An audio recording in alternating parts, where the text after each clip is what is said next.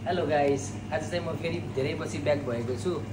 आज चाहिँ मैले यो एस्प्रेसोमा रहेको मेसिनमा रहेको ग्रुप हेड चाहिँ कसरी क्लिन गर्ने भन्ने विषयमा चाहिँ केही जानकारी मूलक विषयहरू लिएर आएको छु। यो क्याफिजाको एकदम हाई स्ट्यान्डर्डको पाउडर हो हैन। यो चाहिँ ग्रुप हेड क्लिनिङको लागि हो भने यो मिल्क पुलीको चाहिँ यो चाहिँ हाम्रो स्टिम वानको लागि युज गरिन्छ है। अब यसलाई कसरी युज गर्ने भन्नुहुन्छ भने चाहिँ चट्ट लाएर सिम्पली यो निकाल्ने। मैले यहाँ अलरेडी राखिराखेको छु। यहाँ चाहिँ मैले सानो स्पुनको 1 चम्चा हाल्छु, हालेर तातो पानी राख्ने। चट्ट लाएर यसरी तातो पानीमा सोक गर्ने है। इनफ तातो पानी हाल्ने, सोक गर्ने।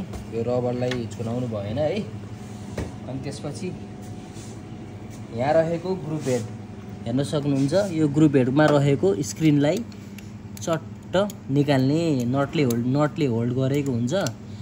सर्ती घुमाउने, निकाल्ने यो स्क्रिनलाई यसरी। अनि यो स्क्रिनलाई जतन गरेर राख्नुपर्छ है। अनि यसलाई पनि चट्ट यहाँ राखिदिने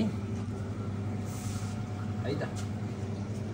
अनि अर्को कुरा, अब यो क्लिन गर्नको लागि यहाँ 2 देखि 3 ग्रामको पाउडर राख्नु पर्यो। हेर्नु है, यस्तो हुन्छ पाउडर।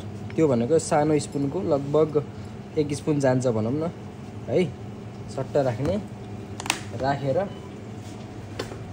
त्यसको लागि चाहिँ ब्ल्याङ्क बास्केट चाहिन्छ है। मैले भन्नु बिर्सेछु, blank basket is very important. सर्ट राख्ने, लक गर्ने। अनि त्यसपछि जहिले पनि म्यानुअल बटन र यो सिग्नल कपको बटन एकैचोटि क्लिक गरेँ। यस्तो गरिसकेपछि यहाँ ब्याक फ्लसिङ भनेर आउँछ कुनै मसिनमा, नभए भने यसरी अटोमेटिक फ्लस भइरहेको, यो युज भइरहेछ भन्ने जनाउँछ। हेर्नु कति सेकेन्डको लागि फ्लस हुन्छ है। टाइम घट्यो नि, अहिले 63 62 हुँदै घटेको छ होइन। मजाले हुन्छ। त्यो हुने बेलासम्म यो बटन यसरी डार्क भइबस्छ होइन। लगभग यसलाई यो प्रोसेस चाहिँ 2 देखि 3 पटकसम्म गऱ्यो भने तपाईँको स्क्रिन ग्रुप हेड चाहिँ एकदम थिलिक्क चम्किन्छ है। अनि यही हो यसको लागि चाहिँ इम्पोर्टेन्ट कुराहरू है।